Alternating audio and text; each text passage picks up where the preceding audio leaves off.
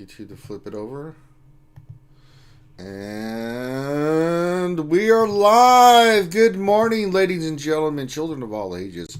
Welcome to another edition of the Jedi Academy. I am your host, of course, Ranger J 1999, part of the RC crew and running this nonsense. And joining me, as always, is my heterosexual life mate and life partner, Dr. Finn, medicine woman, the troll extraordinaire. Good morning, Dr. Finn. Good morning, Ranger. And if you guys are wondering what this is a straight Q&A show, and we are here to talk shop about Star Wars Galaxy Heroes. That's right, the game we're all addicted to and can't stop playing even if we wanted to. And this is where we will hang out with you guys and have this wonderful panel of folks where we will answer your questions. And the way it works is if you have a question that you would like the council to address, all you need to do is pop your question into chat.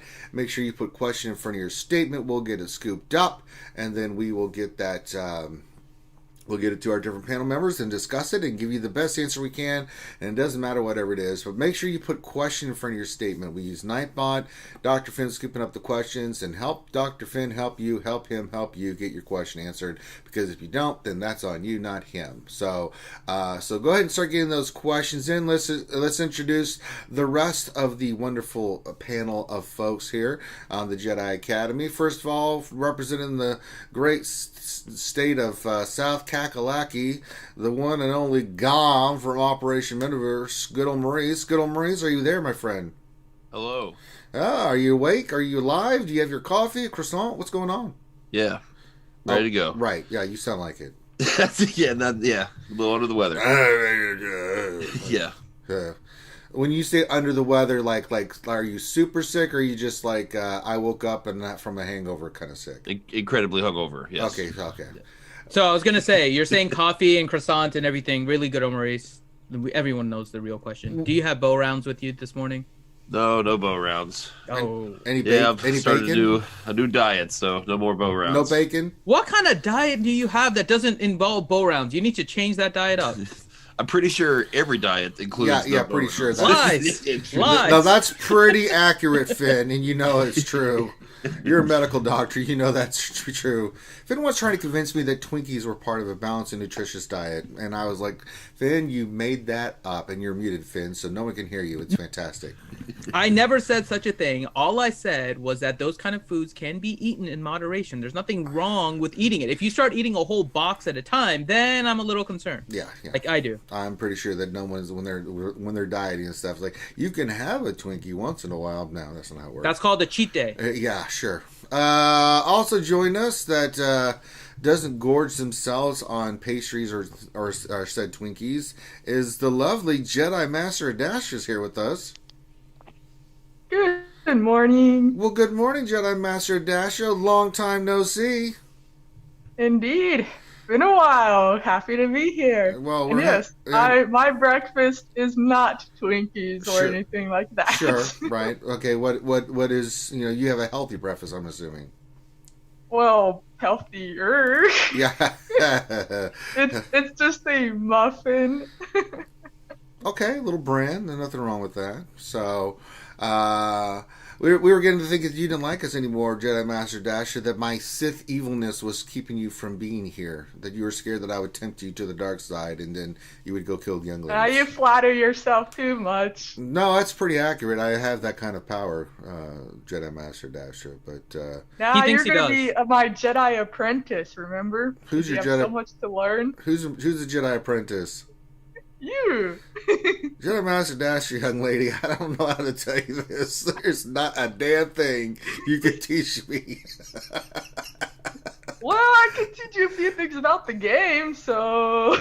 No, I've got that pretty much locked and loaded too. I mean, I'm squared away there. But no, I've been pretty busy, I so I know you have I can actually make it to this one for a little bit. You need to tell your work that you have priorities, and that's one of these is this show. And if they have a problem with that, you send them to me, and I'm like, oh, you give my girl, you want to give her a hard time?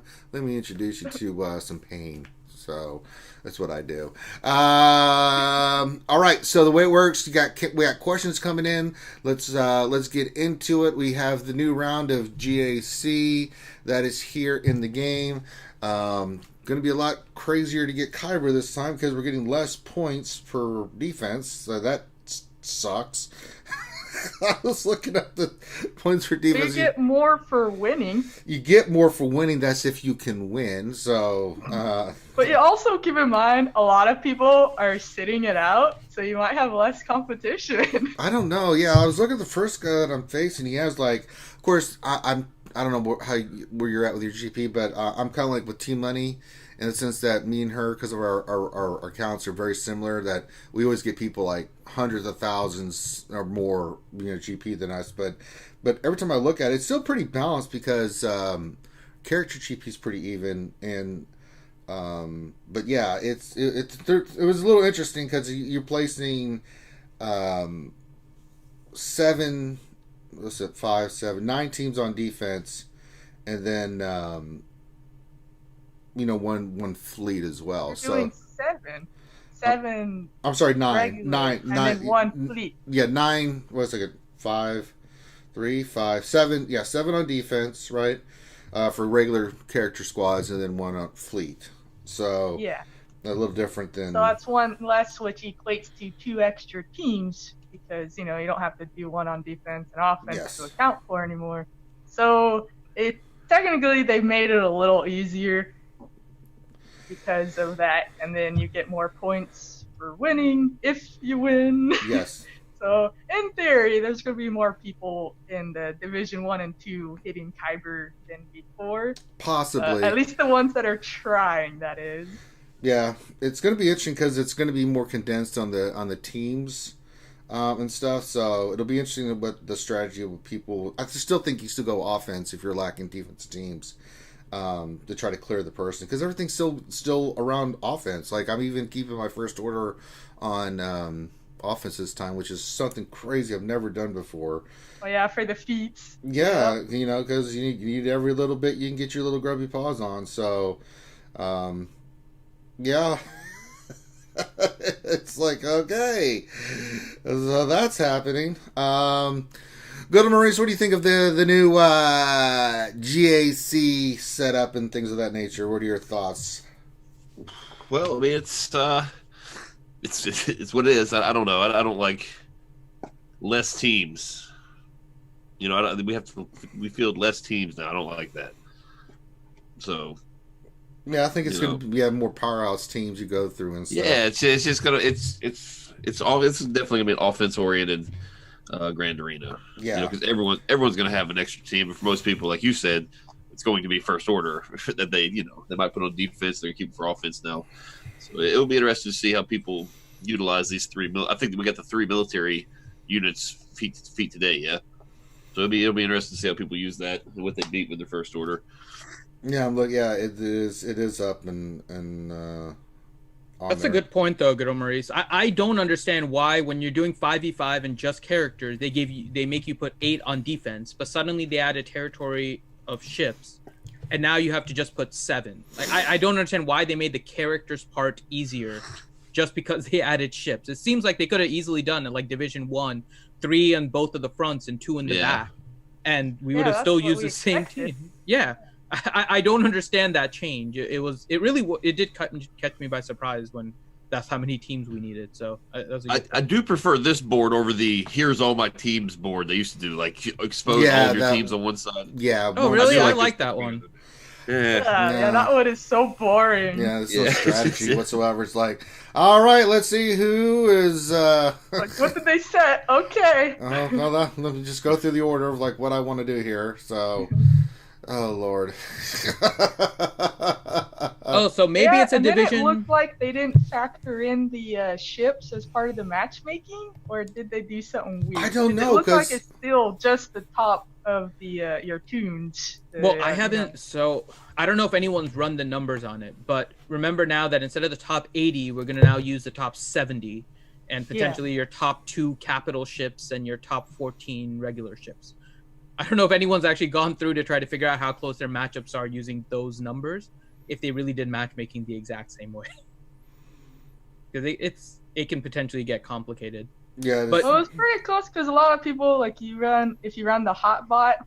I don't know if you guys run that in your guild or anywhere, but so it'll show the top 65, top 80, top.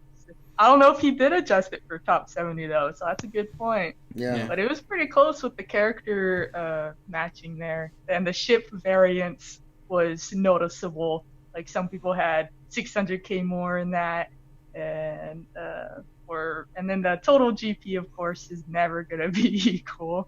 But like in my bracket, I think the difference from the lowest to the highest was 800k, which isn't too bad, I guess. But, yeah, I'm looking at the matchups I have. I'm still way behind the curve on overall GP with all the people I'm facing, but it looks like I've got them on other stuff, especially with mods. We talked about that before, Good Maurice. Like, and I think you're in the same boat as me and T, where we're facing people way more GP, but when we get into the actual battles and stuff, like their mods are like not even close to the level that they are for you and me, who have been nothing but mod crazed since they came out and done and even though the mods sucked a slice, because of just the sheer volume of mods and stuff that we worked on, it's given us a big advantage. Yeah, it's not so much in terms of GP. Like I usually have like a total GP. I usually have a pretty sizable advantage, but it's just I'm super behind on the relics, I guess. Like I'm always relics too. Yeah. Like there's been some matches where my opponent has almost double the relics I do, and it's fine. It's just it ends up being mods versus relics, and thus far mods have done me pretty good. So what do you think of the amazing rewards for this GAC? I think we're getting hosed. Yeah, well, someone brought up, like, well, these are the rewards that you got when we first did it. Well, that's when we first did it. We have grown. We have moved on. And it's actually less than when you first did it. Is it really? Oh, well, that sucks. It's like insult to injury. But it's the same, like, rewards, right? Not the amounts, but what there's was more given. I think a lot of the people amount is less, but it's the same type. Yeah. I think that's what people were more upset about, that suddenly, like, Zetas were gone. It's like, why? I don't need all this ship stuff. We're not getting enough ships. Where's my Zetas? Yeah. But these are the rewards that we were getting in, like, their original Grand Arena for all the different variants. So when we get, like, 3v3, I'm sure we know what to expect now based on what we got then. It may not be what the community wants, but that's what they're giving us. So, yeah, I mean, deal with it. Well, I'll deal with it. I will. But it's just like, really? I mean, the one commodity that's the one thing you kind of get people used to a certain pattern of rewards, right? Even though the overall GAC rewards sucked, I've always said that the rewards you were getting for winning the matches or competing was really good. I was just I was like, that's a Zeta. If you win, you get 2. If you get to the top 4, that's at least 1 Zeta plus everything else. So for me, it was like the battles themselves are worth it. The overall prize pool and stuff, even if you get into Kyber, like it's like it doesn't really do that much, but I guess you have to put in the context, like some people do need those ship Zetas and things of that nature, or Megas. So it is what it is. But yeah, when not seeing the Zetas in there, I was like, there's another part to this too, and Adastra kind of mentioned it. Like some people are kind of just taking this GAC off; they're just signing up, and they're probably not going to do anything, right? Why do we have to land in the lower divisions in order to complete the achievements in order to get those titles? Like the Frozen and Carbonite one, you have to end up in the Carbonite league at the end of it. But if you end up in the Erodium, you don't get the credit for it. Or Kyber. Like, why do you have to land in the lower division? Why can't they just give you everything that you went through and say, yes, you have beaten this particular one, so we give you the achievement?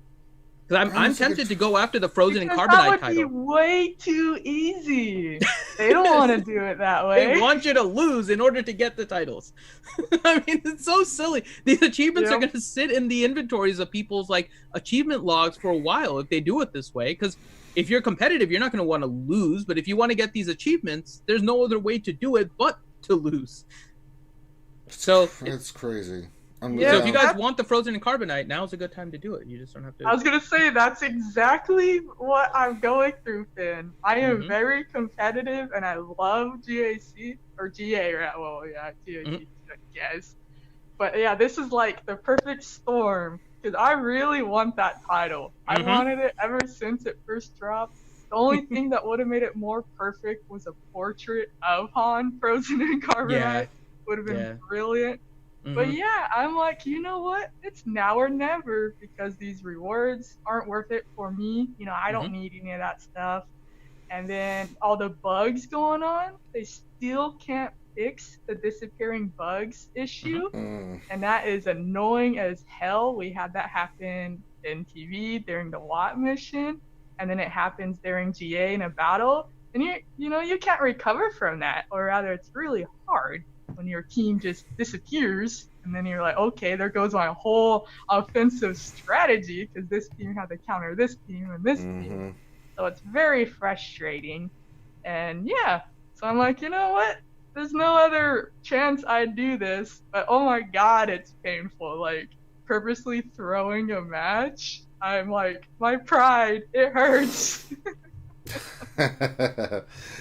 Yeah, it's crazy. We had some people yesterday that were reporting that, and it was like, God dang it, they can't even when once you can use any dark side character, but the disappearing stuff it's getting out of control. So, have they fixed Turbo Chewie yet? Yeah, that one I believe was the one they fixed in the update that came out on. Yeah, they did. Okay, good. Yeah, everyone was like, I was laughing like, oh my god, we're gonna have this during the whole GA. Yeah, like modding up my Greedo and stuff. Like, let's go, Greedo. It's just like it's gonna be, good. But it's been interesting. I tried. It's very unreliable though. I tried to record a hilarious video of Greedo plus Chewie.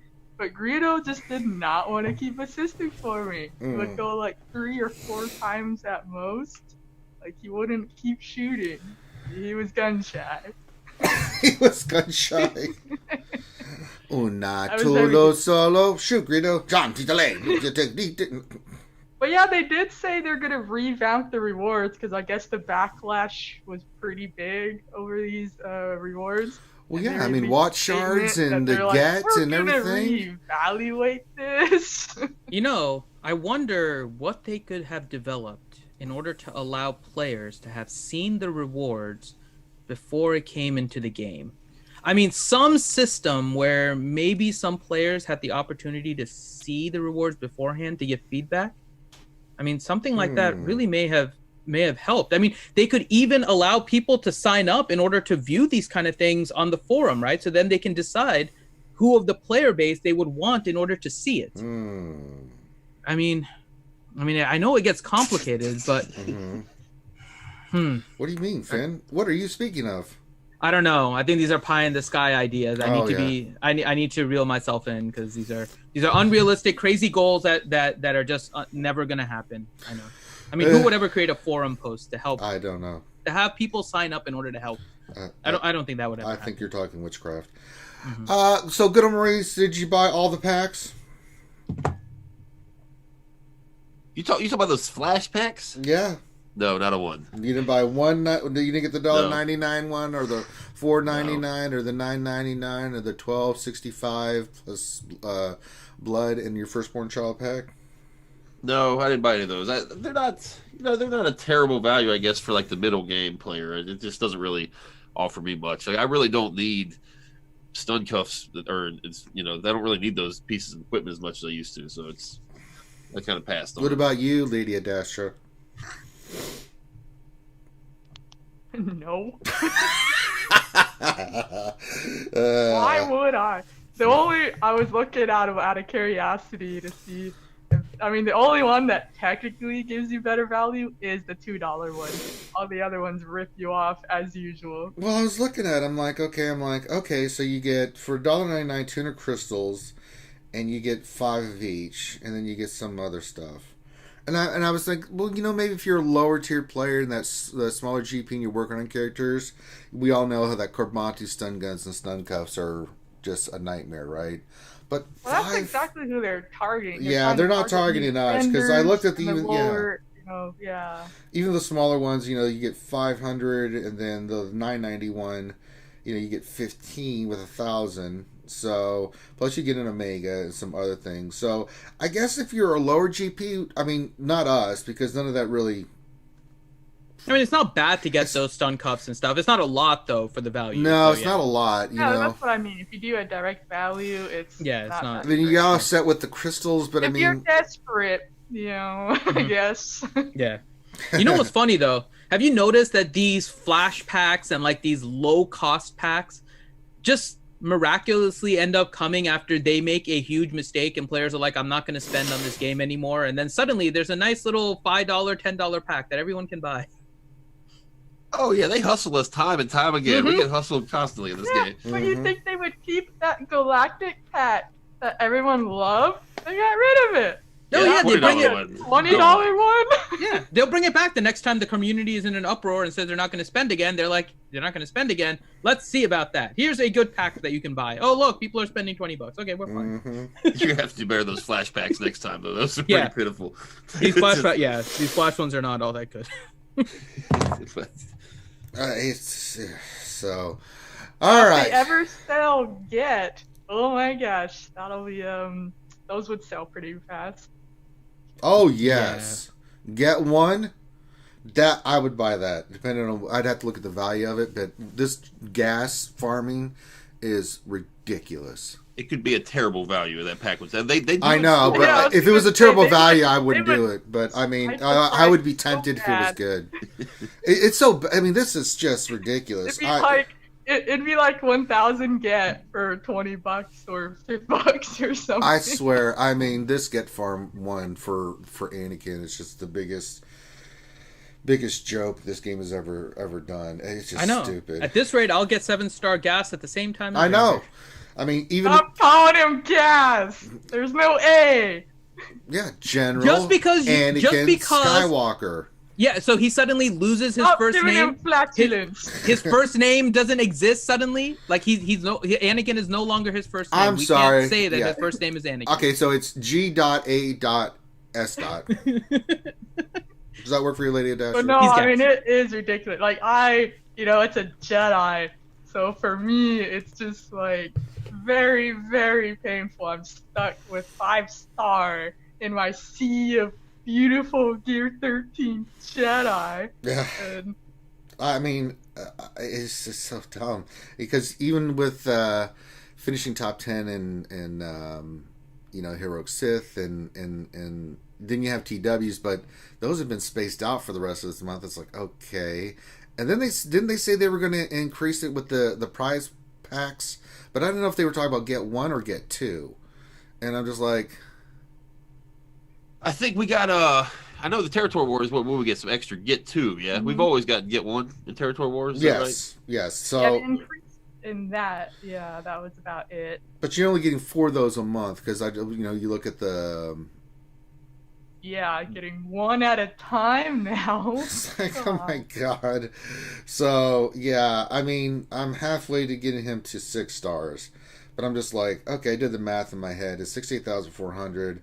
It's not a matter of like getting it, it's just getting the opportunities to get it. That's the thing, right? Because we're not going to go back and go do Dark Side Hoth TB where you can get with the extra missions and stuff a buttload of that stuff. A few people did. I know people that did. I know, but I mean most guilds are not. My guild is not going to do that because the rewards for the Dark Side were trying to get the 31 stars. I mean, we're not going to go back and do a Hoth TB just for Get 1 because the rewards are just too good for Dark Side TB, right? It's just and you need Get 2. You throw it in Galactic War. You can throw it in like your dailies. Maybe give out a little. Yeah, give a little bit of love that way. Come on, seriously. I mean, I know they added the biotech there. They could add a little bit of Get 2 and Get 1. Yeah. I mean, something. Or just mainly Get 1. I mean, that's the thing that's really pissing people off the most is that for spenders, right? And even people that got them free to play, right? Because there are people I know that, they did invest heavily. They saved up the crystals and then had the characters. ready to go, relic and everything, and we know how ridiculous that event is. I mean, it takes the enjoyment. I mean, you can use gas still, right? Especially if you have really, really good clones. Like I just took my Rex to get Relic 3. Oh, he's still very viable. He's very, very viable, but he's not. It's not the same, right? Yeah, he just can't fully utilize his power. Which is nuts. And I can't terrorize my shard. No, there's no terrorizing. You're just terrorizing yourself and just the agony. No one on my shard has him 7-star. So it's like I can't even practice against the 7-star version. No. It's nuts, right? So I'm relicking. I'll have all the other clones relic and Zeta'd, but I mean, I'm using him on defense in this GAC. I'm like, I'm going to see how he holds on defense, just with relic characters behind him and stuff, just to see how it works. I put some really good mods on him, so see how it plays out. But man, this get shit, it just sucks. All right, Finn. I'm sure we got lots of questions coming in for the panel and for us. Let's start getting through these questions. Because I don't know how long we got Jedi Master Dash. She just randomly is like, I gotta go work. Oh no. All right. So first question, we'll start with good old Maurice, and it's around the corn. So Dastra, you can definitely chime in here. Question from Michael H19. He says, around the corn, where do you like to use Wat in GAC? Pretty much on defense. We talked about this before about that Grievous team you were using him on, or? Yeah, well, I use him on defense primarily because I just haven't really practiced on offense. He's good on both. Yeah. I use him with CLS, Nest, Scarefold, Pathfinder, and who's the fifth? Oh, Captain Han. Oh, that's an interesting makeup. So just like a massive res team of it doesn't get holds, but I really feel like people are using overkill on it, and then the teams I put behind, I've always put it in the front. The teams I put behind it are typically the ones that are getting the holds. Like I just kind of drain counters with it, I guess. It's working still, so I'll probably switch it up. I didn't really have time to set up my mods and stuff before this one, so I'll switch it up the next round. But if you guys face me this round, you'll see that team, so it'll be there. So I'm going to use my troopers against it. Yeah. Well, I'll tell you what. For those of you that might have just a few, maybe you have the 2 Kylos and Fox, or just have a handful of first order characters. You can throw Wat in there. He's great on the first order. He's the way you can get some of these feats done. I was gonna say that's been my favorite offensive one lately. It is so much fun. Like, oh my gosh. Well, the team that I've seen him use the most on is 2 teams. Either a separatist team consisting of, I've seen this team where it's a Saj zombie and then Wat, Dooku, Jango, that kind of combination. The other one is like on a Grievous team. Grievous. Or Newt. You see a lot of those Newt on there too. Yeah, that was the other variation. It varies, right? For who you're using it for. So, you can pretty much throw him anywhere. Yeah, the best is if you have a tank on the team, so they can utilize the tank tech to its fullest. For defense. He's so much fun. Like, I cannot wait when I have a 7-star. He's a really cool character that they gave us. Yeah, I'm getting ready. That first order is one of the strongest offensive options. It's so good. If you have decent first order, even if you have less than stellar first order, you can still take out something weak, or depending on what your opponent sets, of course, and what you're doing. But so pretty badass. The other thing is, now for me, I haven't had a chance to use him. No, mine's about to be 6. It will be 6 stars easily this time around. So I've got this one, and I think another territory belt. I have to look at the math, but I think he'll be 7 stars after that. But if we get 50 shards, nice. But though I will say, I have to gear him since now. I'm throwing my GA match, I set a pretty fun team with Wat in it. Nice. So, no, it's not. Well, not for them, but for you, that'll be lovely. Turn down for what? Yeah, it's a Hermit Yoda lead, so. Oh, that's not fair. God. Jesus. I just wanted Hermit Yoda to pop up on the map, so I had to put a high power team under his lead. Yes, I will. All right. I was cracking up. All right, quit throwing pickles out in the chat, Finn. What's the next question? All right, question for Adastra from Guz989. Oh. Says, I recently 7-starred Malak. What is the best way to mod him to make him the most annoying and difficult to beat in GAC on defense? Why is this for me? That's not a Jedi. We know, Jedi Master Dasher, that you have a high level Malak. He was, right? He was Malak. But he fell to the dark side. Right? So he has a past of a Jedi. So it's close. Okay, I'll give you that. Like, Jedi Master Dasher, I don't use the good teams if they're not Jedi. Get the hell, I've seen your roster. Get the hell out of here. I know you do. So he was just unlocked, right? So he's at 5-star. Mm-hmm. Is that right? No, he's at 7-star. 7-star. He just 7-star. Oh, he's at 7-star. Okay, all so right, yeah, I'm okay, looking at because that would have changed things big time. Oh, yes. So, okay, you actually have a few options with 7-star and relics in play now. Mm-hmm. I mean, there's pretty much 2 paths you can go that'll make him more annoying than your average Malak. So you can go like the tanky route, and you don't have to worry about speed as much. Because if you're trying to defend against, the non-Doctor teams, if it's the Jedi, Doctor Republic, all the different stuff popping up that are taking down the Sith Empire, making him tanky as hell and throwing some tenacity in there is kind of the more annoying ones, at least for me when I'm using Padme. For instance, I like having Anakin land his buff immunity, but sometimes it won't land if the Malak is, the heal immunity, sorry.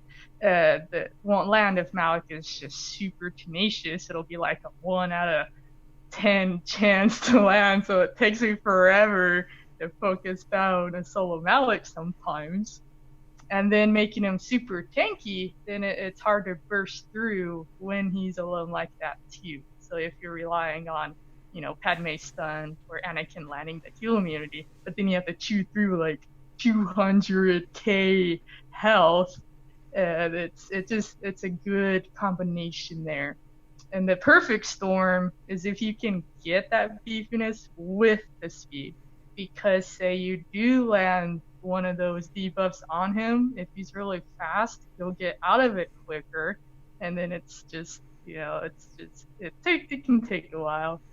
And then on the flip side, you can just go this pure speed route for those reasons. Like, you get him to take more turns, so he'll recover quicker, and he'll get his devastating specials against you if you're not able to focus him down in time, and then he'll heal up. And so that's pretty much your main options. Make him tanky as hell, annoying, or fast as hell, and then if possible, throw some tenacity in there. And I forgot one other. Make him again 7-star. You can capitalize on his damage output. So like some people go with crit damage. You can do that, like a crit damage triangle. This is if you're not going the super tanky route, you're going the fast, strong route. Crit damage triangle in there, so then he can hit harder when he does do those scary specials. So you got a few options depending on your play style and what you're mainly wanting to defend against. If you're going against just all Revens in your arena, that'll kind of change it versus you have a bunch of Jedi Revan and Padme and clone teams running around, the nuke team. So you're gonna need a pretty beefy Malak to withstand the mighty Anakin's AoE there. Mm-hmm.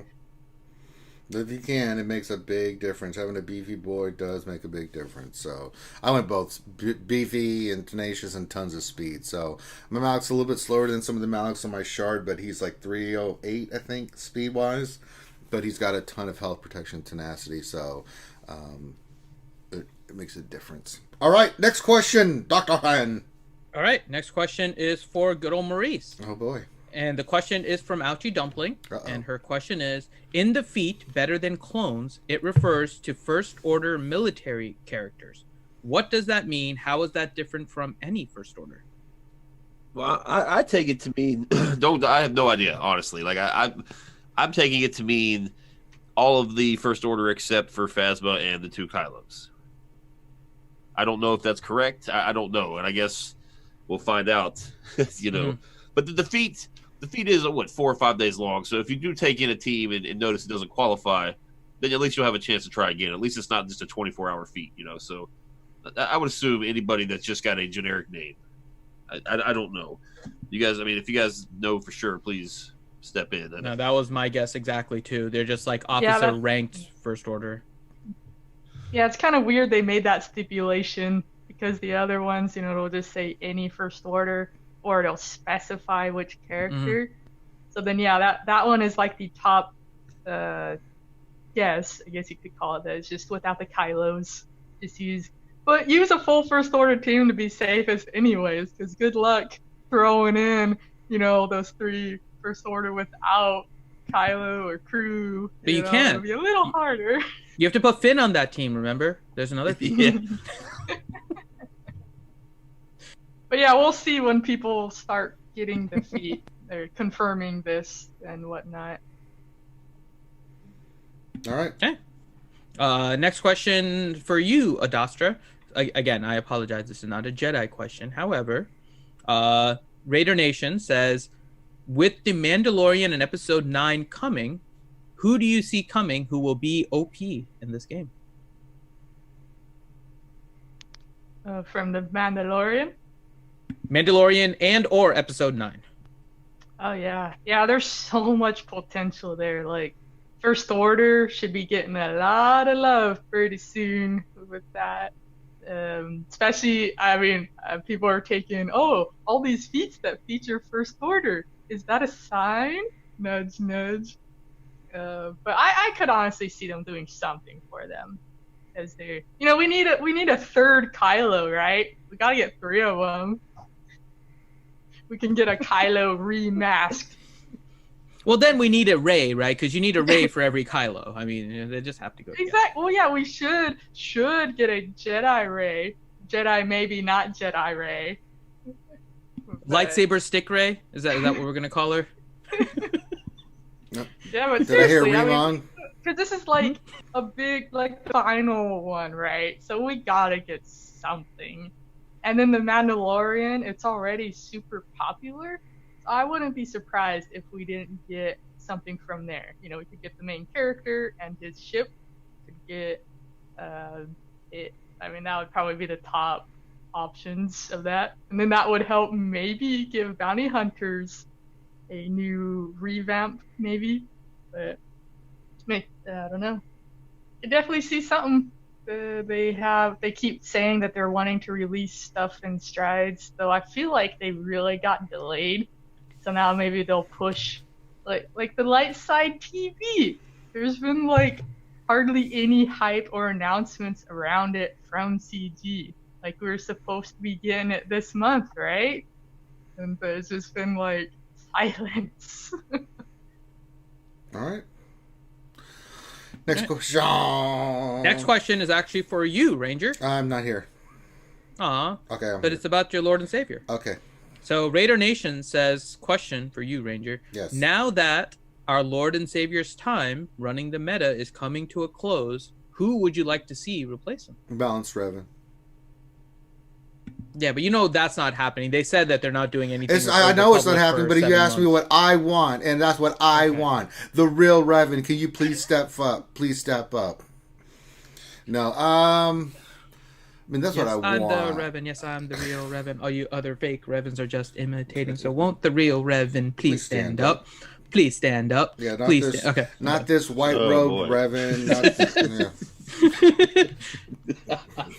Get on race like this is too early in the morning, and I need more coffee. You son of a. I went old school. Although it's sad that Eminem is now old school. Honestly, I don't think any of the episode 9 characters are going to be meta changing. They may be meta defining, as Warrior would say. They're not going to be meta changing. They'll be good.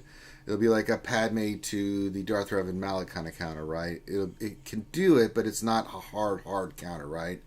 I think the characters will be that good. I think the next character that's going to be meta defining, and I think you're going to get it next year, is I think they're going to go on a big Endor kick. We're going to get different versions of Leia, Han, and their Endor outfits, some new rebels, and I think we're going to get Jedi Luke finally.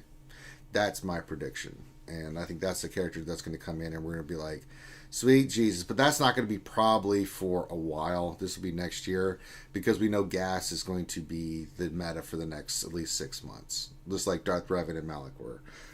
And you're starting to see him slowly creep up as more people get him to 7 stars. You're seeing him move up, and it's just going to progressively get more and more and more. So there you go. That's my prediction. I'm sticking to it. There you go. So good old Maurice, question for you. What else 73? We kind of talked about this a little in the intro, but what else 73 has? How often do you think they should do those flash sales that seemed like pretty good deals? I guess that will depend on how many people buy them. I guess maybe instead of we don't really have much going on right now, so this might be a way to kind of maintain and generate a little income while because really, I mean, what are you gonna buy a vault and do with it right now? Gear up your characters. Just there's no real rush to really spend anything. There's no panic. I guess light side TB, I guess, but I guess maybe this is a way to just kind of make a little bit of money in the meantime. I don't think these flash sales aren't for me. I love those $7.99 galactic packs. I don't really like these $20 ones. I bought one and just kind of felt like meh about it. I spent all the energy in 45 seconds, and I was like, I just got half a Kairos deck. So there we go. I don't know. 20's a little steep, but yeah, give the people something, I suppose.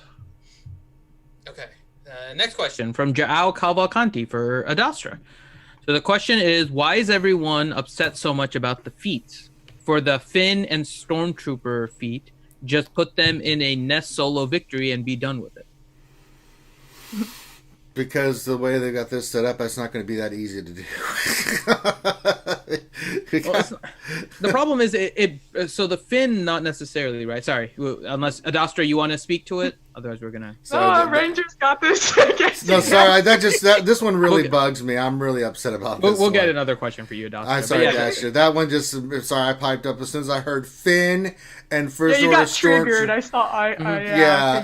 Well, first you lose points, right? Because the First Order Stormtrooper is likely going to taunt, and if he doesn't, then you're distributing damage, which means you're going to lose points compared to a Nest solo.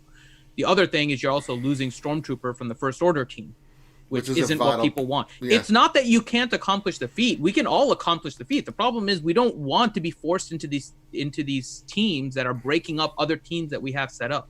You have a 5-person First Order team. Most people don't have a 6 that they can just sub in there and remove First Order Stormtrooper from it. Finn is kind of a little bit of a flexibility because Resistance may or may not use him. It depends on how you're set up. So that's the main reason why. It's getting forced into these weird teams that it's not that it can't be done. It's just they're not the natural play style of people, and they're forcing you to do it, which people don't like. We're not forcing you. These are completely if you want to do it. If you want to do it, but and then you have time to do it. You don't have to do these all in your one GA battle. Right. You have usually the full 3 sets to get these tweets done if you want. So I see it, as that standpoint. It's just this to play it differently instead of the same cookie cutter stuff. It challenges people, but yeah, at the same time, it's like for the completionists, they want to win, but then they also want to get these feats done. So you have to be careful not to screw yourself over when you're trying to get these feats. Because I know the undersized feat, that's messed a lot of people up because they take a team they thought would work and it doesn't. So I don't know. I just see it because it's optional. So it's not like you have to do it if you don't you don't have to do it. Obviously, you're not. Yeah, the feats, I think, fine. You don't have to do any of the feats. There's nothing forcing you to. completely optional, change things up. I do like it adds a little bit of freshness to it. Like maybe it'll make some people think outside the box, when they force you or when they give you that option to use these specific You were right the first time. Characters. Yeah, I didn't mean to say for. I meant that, the optional. No, but it's hard to hit the. How it's to hard break to hit up your teams and whatnot. Yeah, but it's hard to hit Kyber without the feats. Yeah. It is hard to hit Kyber without the feats. And the other thing too is just it's more about. It's not about the feats. So I think it's more of an underlining. Like, do y'all play this game? Like, that's the question that when me and Finn first read this on the Wednesday stream, like, what possessed you out of all the things you could do? that was kind of one of them. Forcing two non-synergistic characters together. I mean, I like thinking outside the box too, but they like, always what? have it on the last day that you use Grievous for offense. I'm like, heck no. He's forever defense. I'm not bothering with that. Yeah. I mean, unless you need those, what is it, like 100 points for doing it? If you literally need 100 to make Kyber, then sure. But the odds are you're either going to go way past it or you're not making it. Like, I think they're only there for just the top group to help give the gaps between rank 1 through rank 10. I mean, those are probably it comes down to the wire. It those does. are the only people that it's gonna really affect, unless you're on the bubble. Yeah. All right. Sorry. All right, so Adastra, let's give you a question here from Devil's Treasure. And he says, what is your opinion on TB without specific requirements? So should CG keep this like they did when they removed Cocaine Han from light side hot TB requirements? Cocaine Han. I had to read it that way. I was debating correcting it, but I was like, no. Oh my god. I figured it would. Dasher, look at all this snow. We'll corner the market at Dasher. We're going to take Hoth and we're going to rule the galaxy. I mean, honestly, I kind of noticed across the board, it seemed to be a refreshing boost for people. Like, hey, I can use anything I want, wherever I want. So people are actually getting kind of excited again over this TV. So it allowed, people to use their strongest stuff on the special mission, for example. Like, that was high priority for a lot of guilds. But, what would have been really nice if they fixed their freaking disappearing button spine. Wouldn't that be great? Like, I feel like they made it worse. Like, we had more reports lately of it happening than ever before. It's like, oh, don't use Dooku, you're safe. Okay, I'll use my bugs. Freeze. I'll use Darth Revan. Freeze. Bounty hunters? Freeze. Like, everyone is susceptible now. It's ridiculous. Like, I honestly do not get. This has been an issue for years now. Like, years. They haven't been able to fix it. How is that possible? Yeah. It's very annoying. I think I don't get it. I think it has. I think you're right. Besides the disappearing button thing, I went on a little tangent. No, there. You're perfectly well placed. But people were thinking about, like, for this special mission, like, like for the Accolade mission, because people had to give up Darth Revan and Malak for platoons and stuff. Like, okay, what teams could you use besides Darth Revan and stuff? So we had, like, people using Night Sisters, really effective, and things of that nature. So it was cool to see, like, all the different theorizing and then going in and actually people executing and saying, okay, you can, if you give up your Revan and Malak and stuff, you can use Night Sisters, you can use this team. So that was kind of cool. Thing that happened from it. A lot of fun. And then, like, for the dual mission, a lot of people used the bounty hunters. I use the two Kylo Rens. Jango or Bosk and Bubba. Like, that was a lot of fun. I did that. I used Bosk and Bubba, and it was such an easy win. Yeah, and it was fun. Yeah. It really the was. other thing too. But then I followed Finn and used 2 Kylos, and it worked really well. Oh, nice. Yeah, First Order. That's a good one. Yeah. One thing to remember then, too. the Wat mission, people did that, but then again with the freeze bug, so I feel like they should have did double drops or something to make up for the loss. I don't know what they're gonna do to make up for all these people. Like my field alone, we've had 5 people that froze on the Wat mission, and that screwed up people that literally needed 45, 46 to 7-star him, and now they won't get it because of a bug. Like I don't know. Other thing too is I hope anyone that uses like the hold back strategy in order to get more stars doesn't do it this time, because if you didn't know, the bottom phase 4 that has the one that usually requires a 7-star Wat does not have any requirements, so you can go in. Yep. So you can go in with a Darth Revan and just. We're gonna try it. Well, yeah. The question is, how hard is it without Wat? Because with Wat, it's a cakewalk from the videos I've seen. So I'm wondering, okay, how is it gonna be without Wat? Yeah, because Phase 4 is already crazy, Oh God. Yeah. So I'm gonna be, I'm gonna be streaming it later, and just going in with the Darth Revan team and seeing how, because I don't have a 7-star Wat, so. We'll see how a Darth Revan team holds up in that mission. And for a lot of people, it'll be the first time actually seeing that mission. So hopefully you're taking advantage of all these extra get-tos. So there you go. Yeah, that's our plan, hoping to get a good, because it'll balance out. Instead of going for the extra star, you can get more if you get enough people to pass the mission, though. So we're gonna do some tests first before everyone goes in. Oh yes. Like, okay, does this comp work or this comp work? And hopefully. Chat my ass if I waste Darth Revan on that mission. They're like, I'm gonna get this mission. Nope. I'm gonna get it, guys. Oh, I didn't make it out of the first phase. Whoops, sorry guys. I'm sorry. Sorry. Speaking of random things that popping up out of nowhere and surprising us, Team Money G's here. Hi, good morning, guys. How's it going? Hey, welcome to the party. Hey, how's everything up there in the frozen tundra of Canada?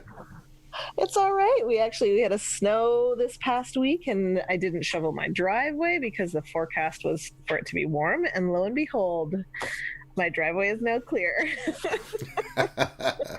Team Money's like, if there's sunshine, I'm not working. What's that? He's like, if the sun is out, the shovel stays in. Exactly. Melt. Don't worry, it's coming, T, where it'll be perma-frozen. You don't have to be out there shoveling. Or use salt. There's always the salt option. I don't know if you use salt, but, Yeah, it's not good for the environment. My neighbor's got a nice garden, so... Salt isn't... It's just salt. Yes, but... We'll talk about that later.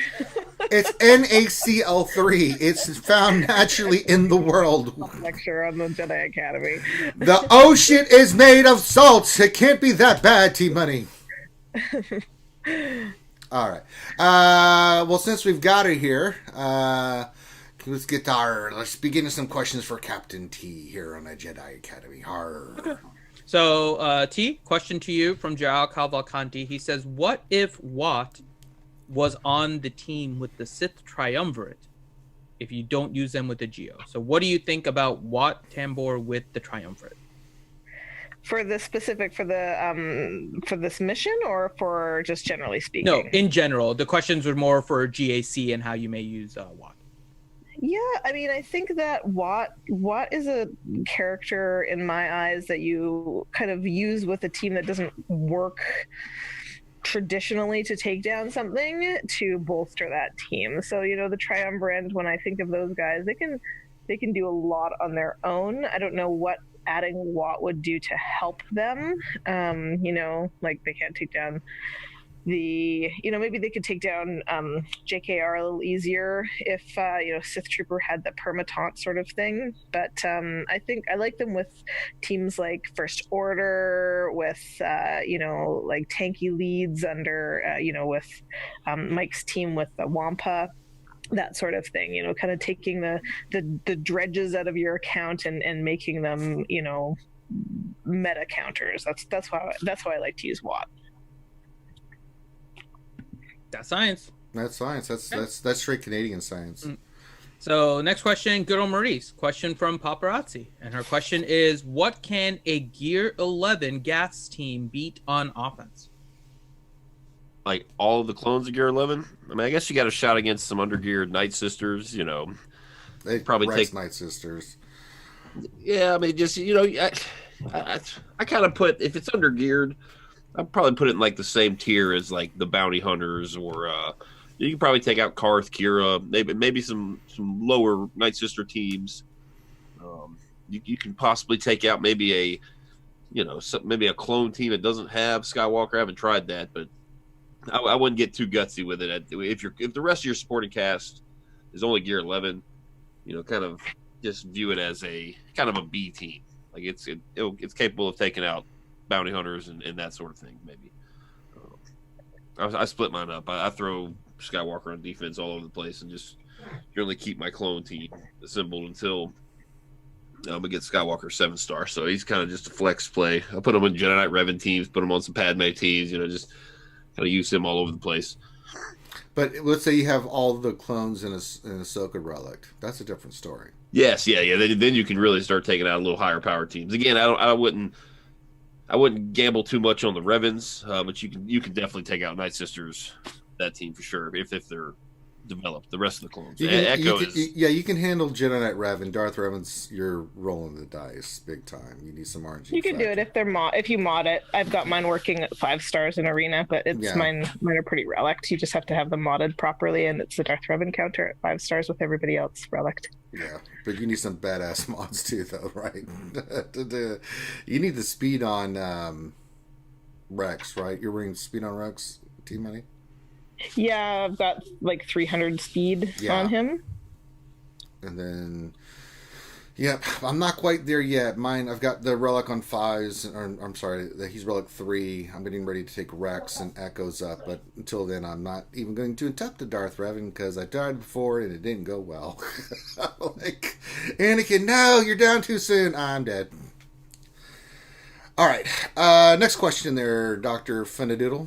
Okay, so that was for good old Maurice. So this one's for that was American science. So we're going. I'm trying to find a light sidey question for Adastra. Yeah, we need some of those Jedi questions. So Danilo Papayas. Oh, so he said, I set both Revans and Night Sisters in front of my defending fleet in GAC.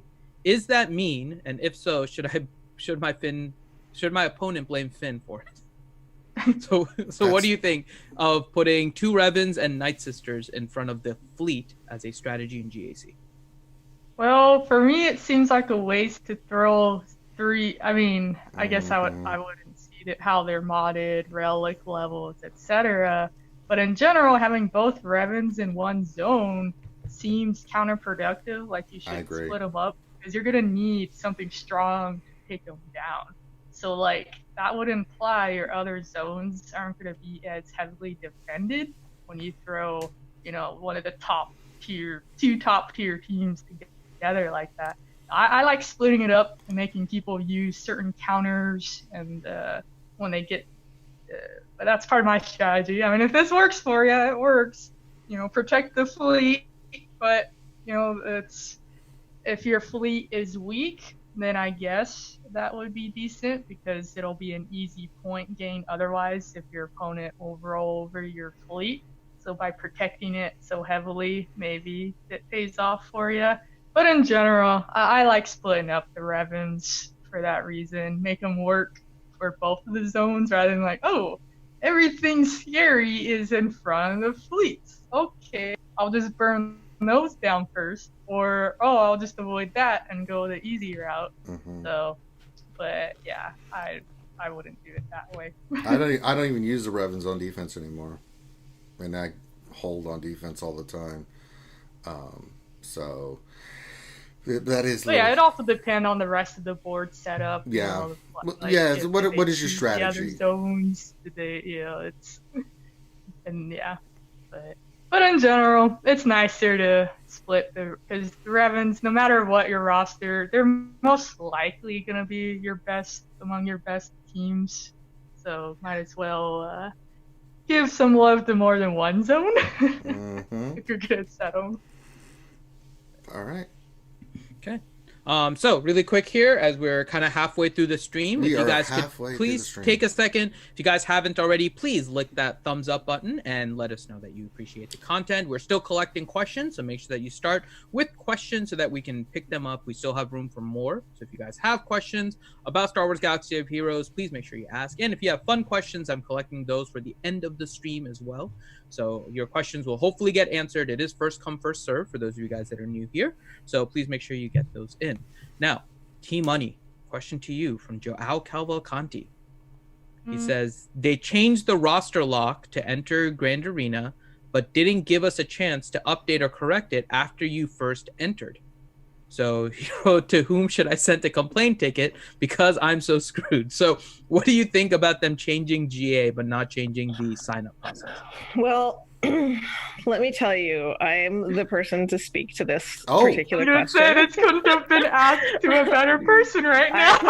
I'm aware. In our Discord server to everyone, warning them, and of course to the Wolf Pack, my guild, and very carefully remodded my roster. Then decided the new strategy that I had done was not working for me, so then I remodded the whole thing again, which took me it's an embarrassing amount of hours, like a long time.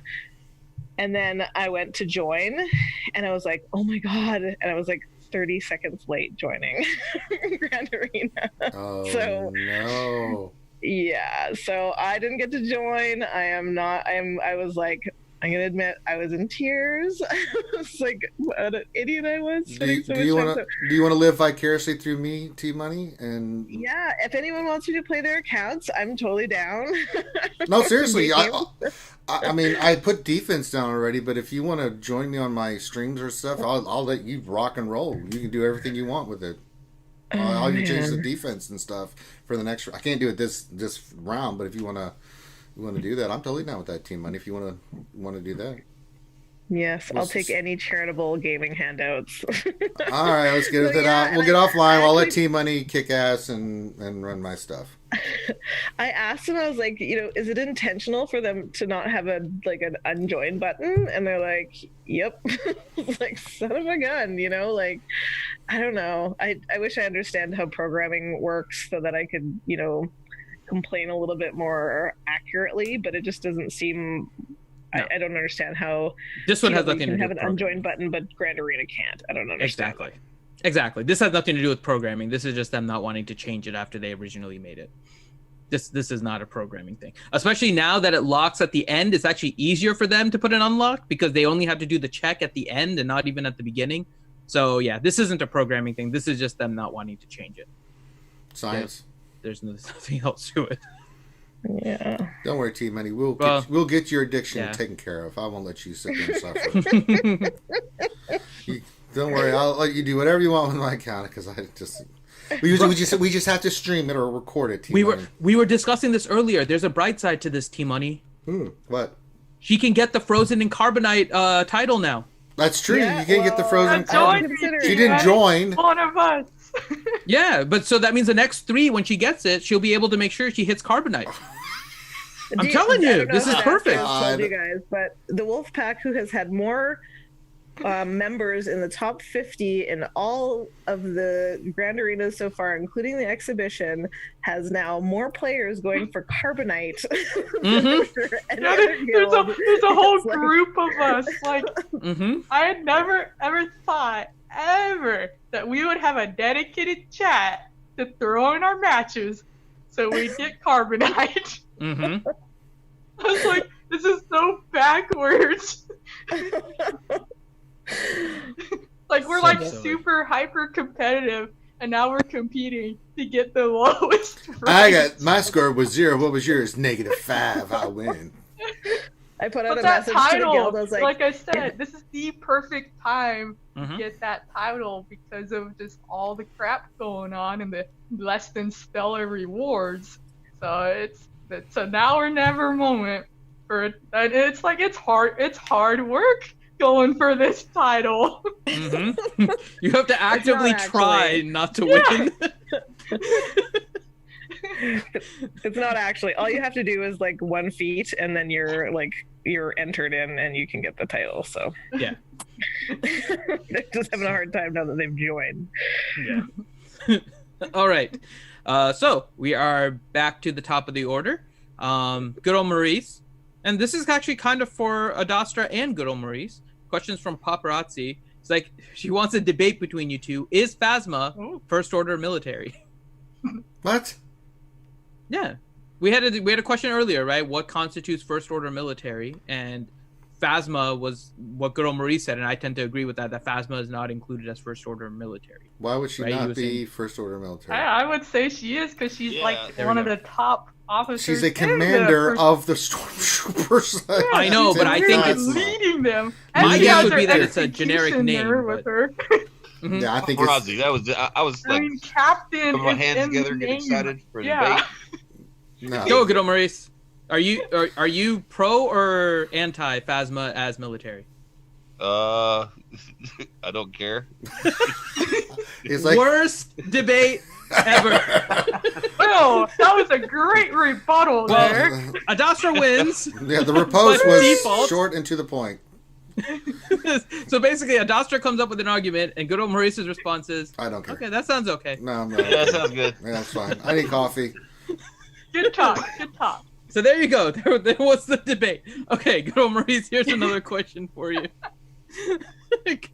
Grande Verga, what First Order and Resistance are worth taking to Gear 13? I want to prepare for an upcoming event, but I don't want to waste the gear if they are not useful. Definitely. I think the three safest for First Order is the 2 Kylos and Executioner. Yes. I think those are pretty safe investments, even with new characters. Those characters are probably still going to be useful. Resistance, I guess a lot depends on what your goals with Resistance are. Like if you want raid runs, you probably want to do Finn. You know, if you want to do like a PvP team, then you might want to do like Jedi Training Rey. You know, so there's I guess Resistance Trooper is a very, very good one, 2 Gear 13, but you know, I don't know the lasting power of that character. He hits pretty hard. He's kind of like Echo in a sense. The same reason you know, Relic Echo. But you know, I think Finn and probably Rey are going to be your best bets. We'll have to see. Poe's very good to take the Gear 13 if you need him for like speed. He's pretty good, and Poe gets 20 extra Poe with that finisher, so it's a pretty good finisher for the character specifically. You know, I don't think Holdo and Rose are really top priorities. Or Stick Rey is actually, you know, if you use her, take her up, put relics on her. She's one of the hardest hitting characters in the game. Oh yeah. Like single target damage, she hits like a truck with relics. So, I guess Resistance, it all depends what you want to use them for. If I didn't dodge the question there, sorry. No, I don't think you dodged it. You answered it. Yeah. There's a few right now just to be cautious, so that makes sense. Science. All right. Adastra, question from Darth Scion 1972. He says, what gear and relic level do my Galactic Republic and Separatists need to be for the gas event? I want to be ready for next time. Gas. Why? All right. G.A.S. I was like, I hate that this acronym stuck. Like, oh my god. Agreed. Which is worse, Awful. I tried my best, did I not, Adastra? Yeah, I'm gonna say, why are these horrible acronyms being used now? Blame Anyway. Yes. Okay, sorry. So They just Galactic gotta lay it out Republic- for us this way. and stuff. Why would we not? All right. To the question. Oh, okay. So they're asking like what the requirements are for their. Not the requirement, not- but what's the recommended from your perspective for the event in terms of gear and relics for Galactic Republic and Separatists? Okay. Well, for Galactic Republic, it's kind of mine was super, super easy because I had them already high relic. So I may not be the best person to ask for the minimums on that one. I know there are some you can give the minimums. Come on. Using low level Galactic Republic to get it done. But mine, I had a Relic 7 GK, Relic 3 or 4 Padme. I wanted on my first attempt because I have them so heavily invested and well modded. So I know for a fact you don't need them that high up. In fact, I think people were completing it with some with the Gear 12, Gear 11, Gear 12 mixture. In fact, it's very RNG. This whole thing was super RNG. You just had to up your levels a little bit, throw in some better mods, wait for RNG to favor you. There's hardly any strategy. It's a lot of just hoping for the RNG to line up or just power through. So, but anyway, the Galactic Republic is worth investing in regardless, especially with the light side TV coming up. So yeah, I would definitely say at least Gear 12 of them all. At least have a Gear 12 across the board. So you want a tanky as hell Kenobi. So if you can Gear 13 him to boost up his survival to help protect your team, and then but again, someone else would be better qualified to answer. Well, let me ask you this. I wasn't. Let me ask you this, Dash. Yeah, because I did it with Relics, Kenobi, and Ahsoka. Those were the 2 priorities. The rest were Gear 12. Do you think that would work? It worked for me. Of course, it took me 6 hours, but with the RNG, so tank offense, and I kind of went the same route with. We'll talk about P4 too. B1 and Asajj. The other 3 were 12. Do you think that would be the focus, is to get your Kenobi and your Ahsoka done first, or would you recommend another character besides Kenobi on that team to be able to try to power through the event? If you can't get them all Kenobi, like I said, you definitely want a tanky Kenobi. Sure. That helps because they're just gonna burn you down otherwise. If your Ahsoka dies, there goes one of your only damage dealers. So you just want to make them pretty beefy to help withstand that. So yeah, I would recommend Kenobi to get some good modding in that regard. And some speed if you can, but it's more important that he's going to be tanky to soak up a lot of that damage as the rest of your team puts in the work. All right, and then phase 4. Now that one, I can actually give a more detailed answer because that one was freaking hard for me. I was all my love is on my light side here. Yes. I knew this was going to be a challenge. So I am now the proud owner of a more Relic B1 as a result. But again, some helpful guides came out amidst all this. So I actually went maybe a little more than I had to go. But I was getting so frustrated. I'm I just want to kill this thing and kill it good. Ugh. But that one, you need a offense heavy B1, so he will actually contribute as you try to focus down GS, not gas. Thank you very much. GS, the G and an S. Gas. You were saying something, Finn? No, I didn't say anything.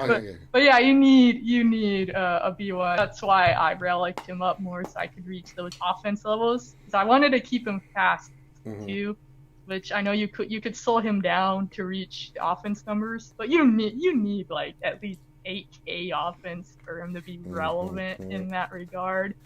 And then I did it without a Zeta on Droideka, so I know people that have the Zeta with Droideka, it was a lot easier for them. Oh yeah. So if you have a Zeta Droideka, you're gonna have more wiggle room than I had, but I refused to Zeta him because I want to save my Zetas. I don't want to use this on it if I don't have to.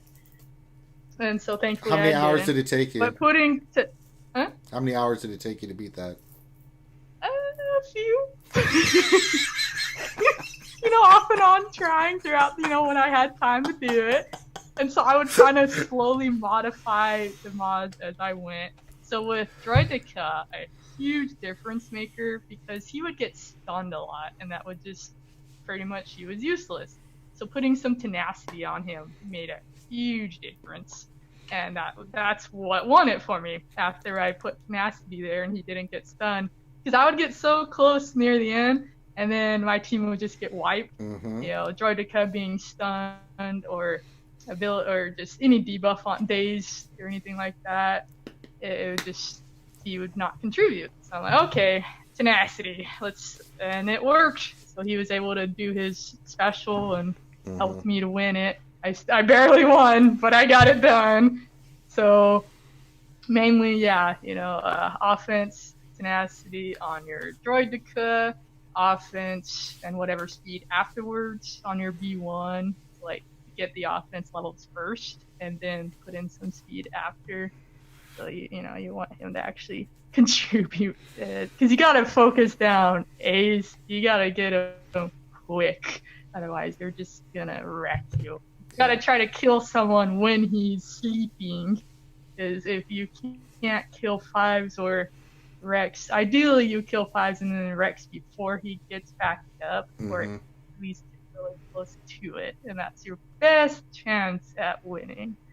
So I mean, the thing I've been saying for this is like the minimum, if you can get like your tank and your heavy hitter for both sides, and I kind of view B1 it's not. Oh yeah, Magna does need, you need a beefy Magna. You need like gear 12, but I mean, if he is too low, he's just gonna die too quick, and your whole team is gonna be wide open. The higher you can get these characters for this event, the easier it's going to be. So there's minimums, like you want them all to gear 12. You can maybe have one gear 11, right?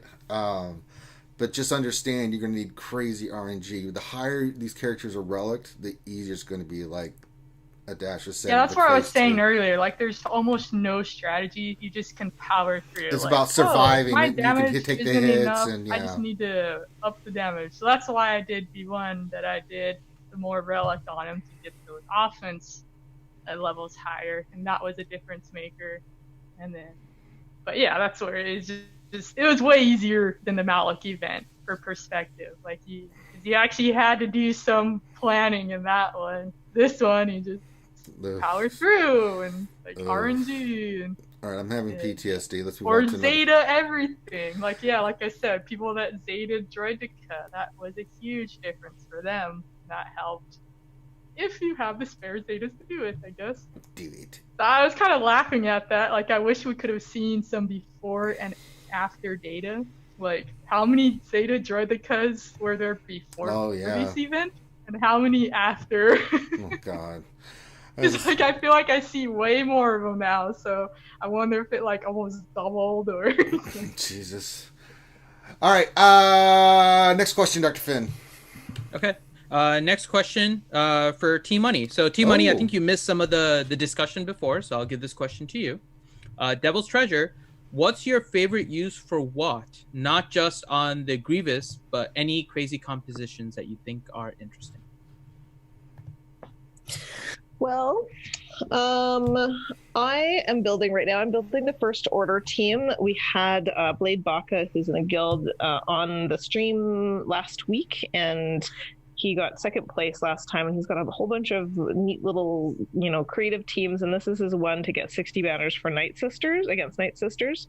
So I have my crew at gear 13, and I think I'll need Kylo at gear 13, and I'm going to do Fox too, just because I respect the sisters. I don't mess around with the sisters.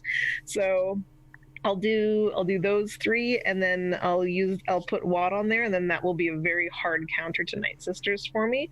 And also, and very flexible as well. It can, take down a lot. If you can take down Night Sisters, you can take down anything, right? So that's how I'm going to be using Wat. I was putting him on defense with Grievous. I'm going to either put BB-8 there to speed up my team, because I'm finding I'm really short on mods right now. Like really short on enough speed. So Yeah, so I'm finding ways to kind of speed teams up creatively, and I guess it's not that creative with BB-8, but I think I'm gonna put BB-8 on defense there, and or my L3. I have a Zeta L3 who isn't super useful on other teams with droids because they. Sorry, we're not asking about GG. We're asking Wat. So yeah, those are the two places with Wat. I have tried it with Wampa, but I do think that you need those characters. You need Wampa a little bit more relict. I think Wampa at like R5, and then you run, Old Ben in the front, or Barris, or some sort of like some lead that gives, survivability. Old Ben gives dodge, so it's, in essence, you're giving everybody 15% additional survivability if they're missing all of those hits. And then you want to tanks for Wat to put the gear on, and then a damage dealer and a healer. So, that's kind of the comp for Wat right now. There's also some really cool Newt lead teams that I would love to develop. One with the Scoundrels. I think Clash is playing around a lot with that. Vandor Chewbacca reviving Zalbar, with Wat's tech, that sort of thing. So, yeah, tons of different teams, and we're now seeing him at Gear 13. Well, the big guilds last time got him to 7 stars. Pretty much all of the top 30-40 guilds will have them 7 stars later on today. And we'll see tons more Gear 13. And once you do, Wat is extremely tanky at Gear 13, and even Gear 12, but Gear 13 as well. And you'll start seeing him be much more flexible on teams because he's not so, it's not. You can depend on him to put the second piece of gear on and not just die in between that point in time. So, yeah. All right. Okay. And if you guys have questions, go ahead and put them in. Get them in. We have a few more. We have questions. Ziglet, I saw your question. I'm saving that for the Around the Corn, so don't worry. We'll ask the question when we're damn ready, Ziglet. I put a couple of Reddit posts in the chat that one is really the first one is better than the second one. The first one is low gear for the Galactic Republic portion of the General Skywalker event. I struggled with the General Skywalker event for about 7 hours. Then I woke up in the morning and swallowed my own pill and remodded and did it exactly like this post said, and finished the first time with all 5 standing. So don't mess around with it. Just do what this post says. Yeah.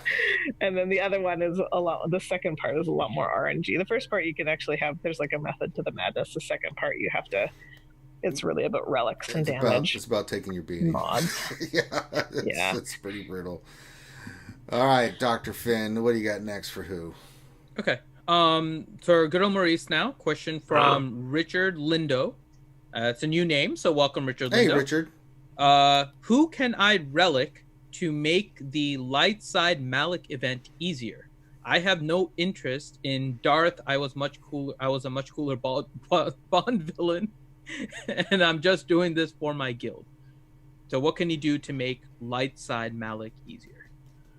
Oh, it's really not about the relics. We have a video. Who is it? Jedi Revan, Bastila, Jolie. Who are the other two? Mission and Zalbar. Yeah. Oh, well, I mean, if you're gonna relic somebody specifically to make that mission easier, I would say Zalbar. Yeah. Zalbar or probably Zalbar. Yeah. You don't need to relic any of those characters. No, it's just about understanding the strat. You can go in there with I've helped people, and I'm sure you have Team Money and Gilmers with Gear 11s, and that just have that Zetas and reach the power threshold. It's about understanding the strat, right? It's about understanding how the mechanics work. And once you do that, I mean, you can one-shot it once you understand it. It really... It comes down to you have to see the strat, but basically it's just getting the armor shreds on and knowing which characters and robots to kill at what time and stuff like that. I mean... save the relic. I mean, maybe take Revan. Like maybe take Jedi Revan Revan. I don't have a problem with. because that's a safe. Just some of those characters you can take to Gear 13. That would be more than enough. I mean, if you don't even need it, just don't overinvest in these characters if you're not going to use them.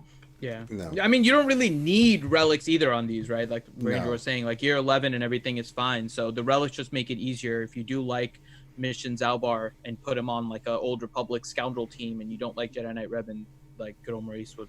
His suggestion for Zalbar will help you with the other teams. Absolutely. Okay. Good. Zalbar's good. Yep. Next question for Adastra from What Else 73, and he says, I Gear 13 and pushed R2 to Relic 4. Got about 1.5 million more in P1 of the Sith Raid with him. Where is R2 on your Gear 13 priority list? Well, he is Gear 13 for me. I mean... So in your Gear 13's done, where would you rank R2? Like, is he closer to the top? I was gonna say he's middle? actually a good one because of the stat sharing, and then he's like really good on quite a few teams. So he's definitely, I mean, I still say his Zetas are among the best even in today's game. Mm-hmm. He's a really good character to plug in. So yeah, you have your JTR, you can put him with Padme, you can put him with CLS, you can put him like all over the place. So he's definitely up there. Like for me, it took longer only because my Jedi obsession and other things.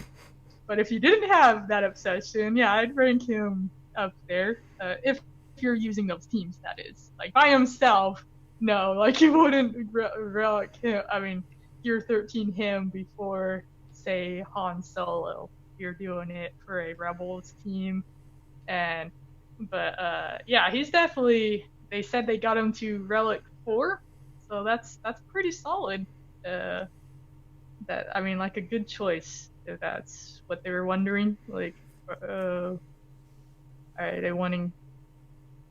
I think that was it. Yeah, just trying to figure out where R2 should be in most people's priority. in general. Yep. So No, yeah. I mean, he's a top-notch character for that reason. That he can go with so many teams. The flexibility, like you see him on any of the Galactic Republic stuff, the Padme, even clones. You know, you had that Rex lead one with R2 and Zaris. Like that's a good team. You have R2 with Padme, JTR, CLS, and again with the stat sharing, and then getting him the Gear 13 also gives the boost, you know, the +8 or +10 if you're running a speed set, but you shouldn't be running a speed set, so hopefully you're not.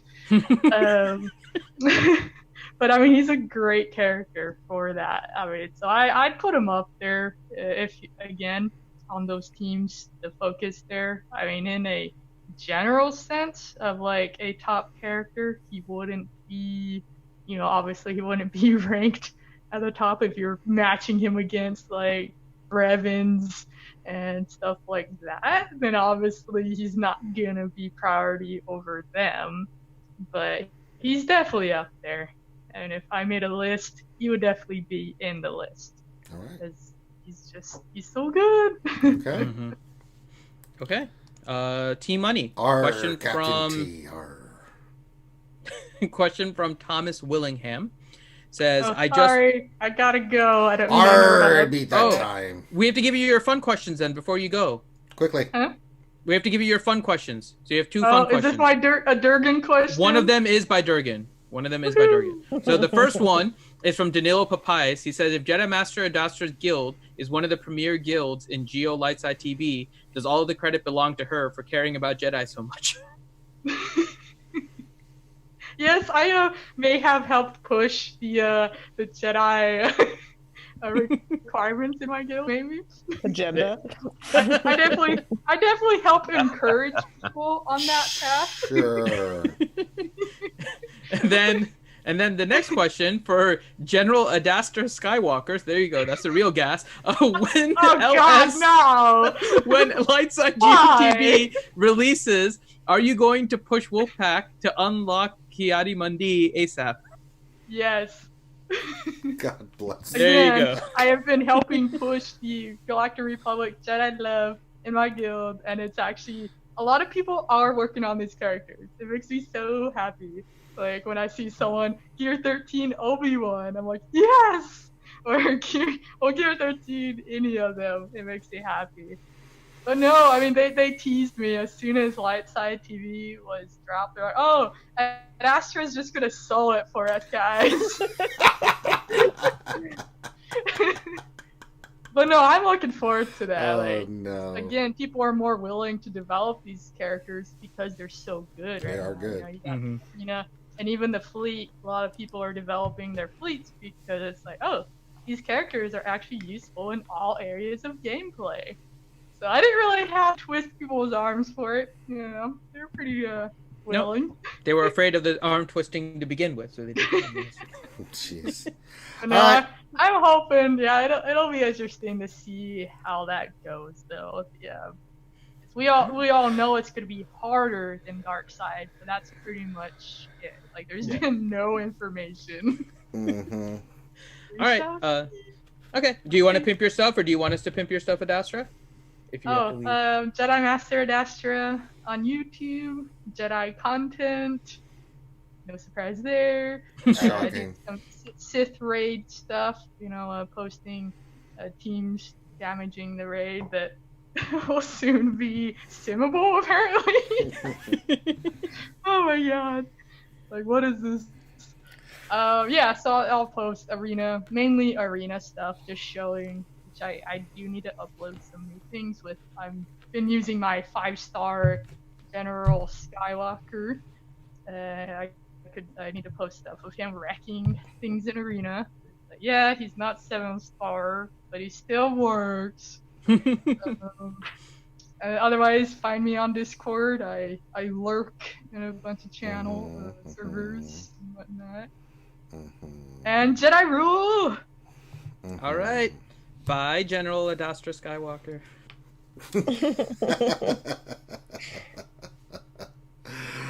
Oh my god. All right. So, back to the questions here too. Team Money. Question from Thomas Willingham. Question is, I just put Relic 3 on CLS. I only have 1 Zeta on him though. How important is the lead Zeta? Really depends what you're using it for. I was probably the last person in the entire game to put It Binds All Things on my CLS. So I did that, I don't know, say 6 months ago. I was like, oh, wow, that really makes a difference. I put the lead Zeta on when I started using it as a counter in arena to Darth Revan. And it's such a powerful team, and it's everlasting. You know, they're never going to kind of I mean, they're never going to make a new movie about Luke and Han together and Chewie. You know, like Rey will get replaced, Kylo Ren will get replaced, but CLS and Han, in my opinion, will just stay relevant for a long time. We can see them staying relevant against General Skywalker. Certainly at 5 and 6 stars, they go down like nobody's business when your Han is relict and when Han, Chewie, and CLS are relict. And then you know, even at 7 stars, there's lots of new comps coming out that are challenging the 7-star versions to be you know, harder than a soft counter anyway. So I think it's a really solid investment. And I have my CLS at Relic 3, my Han at 7, and my Chewie, I just got to, I think, 4 or 5? I think 5. I just did them to 5. And it makes a huge difference, you know. Super safe relics are, you know, Anakin, Han, Grievous. You know, those 3 are, you just can do them. That's fine. You'll never regret them. So I think CLS lead Zeta is important, and you can just there's different ways to manipulate the match with that lead Zeta in particular as well. Like it's the Kira team, where you have Kira getting turn meter from Han's initial opening shots, and then calling CLS to action, and his laying down debuffs will give him turn meter, and then just set the whole team off on a turn meter train. Once you have those Zetas working, it's almost like OG Finn, like that just constant, just feeding turn meter, just like this rolling train. The other team doesn't get to move. So I think you need to have a plan for it. I need to have a plan with any Zetas these days. What are you going to use the team for? Is it just, to put the Zeta on and you're going to, go in undersized with CLS, Han, and Chewie? Well, there's no point in that, right? Like, if you're going to build it for a particular team to take down a particular team, then plan out your roster that way. So if it's going to be your General Skywalker counter, well, maybe wait a few weeks just to make sure that that's the best investment. If it's going to be your Darth Revan counter, if it's going to be your Jedi Knight Revan counter, like, you just plan to build it for those teams. C'est ça. There we go. Okay. Next question for good old Maurice. Question from Zombie7469TX. Question is, should I gear 13 Darkside Bastila or get Malak to gear 8 or 9? I just got him, and it will be a long time before he gets to 6-star or higher. Could you repeat that? I'm sorry, I was using the restroom. And apparently waking up. So the question was, should I gear 13 Darkside Bastila or get Malak from gear 8 to gear 9? I just got him, and it will be a long time before he gets to 6-star or higher. I would go ahead and do Bastila. Because Malak's got the Chirotech locks, too. He takes those, yes? Mm-hmm.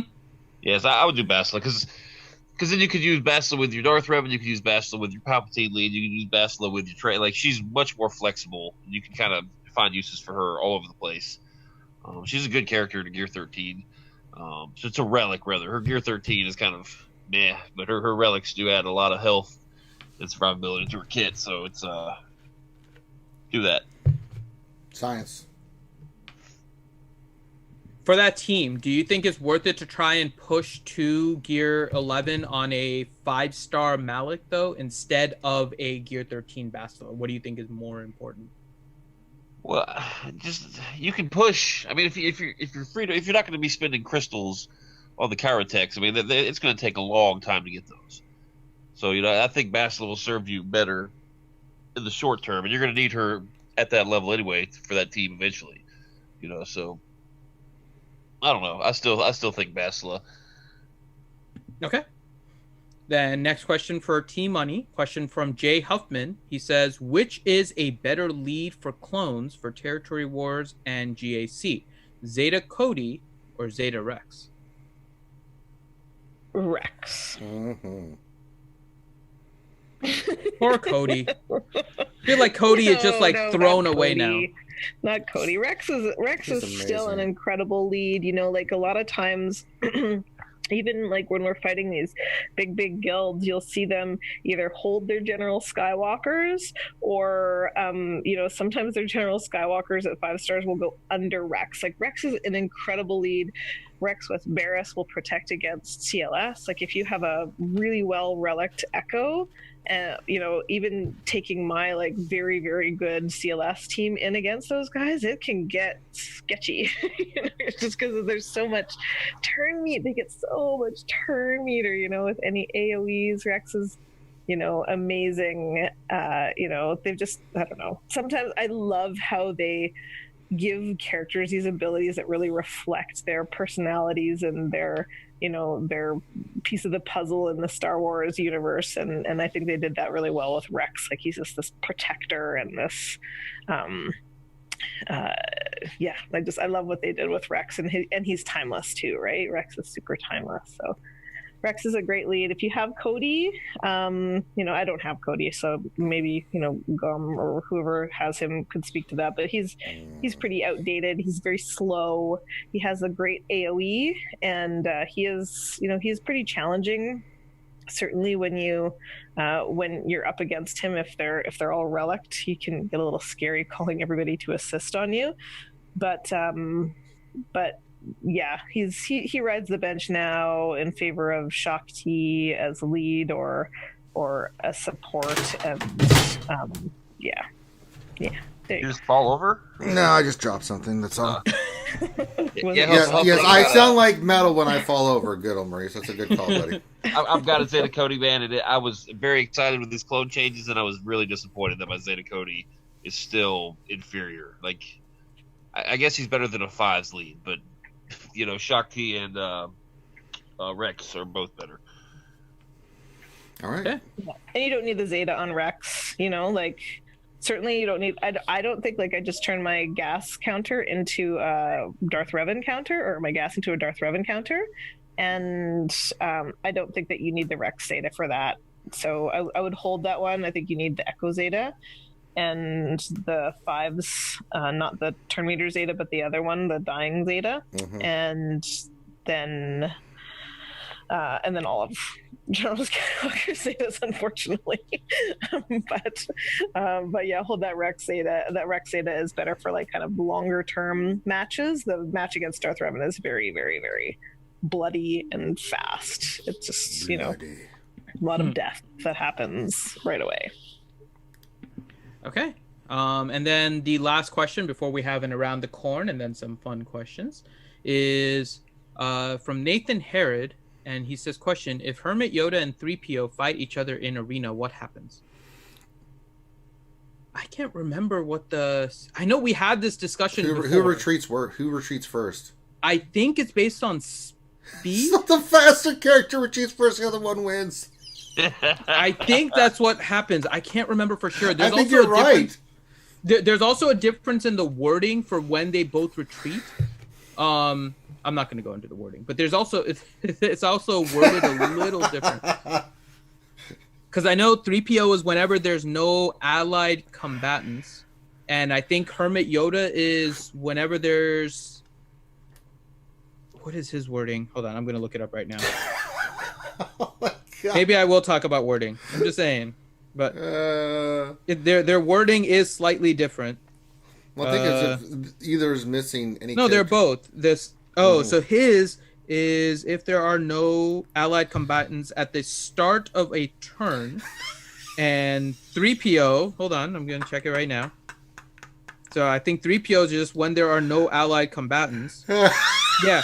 So 3PO says when there are no allied combatants. So it's not necessarily at the start of the turn, which I think means that 3PO is going to escape first.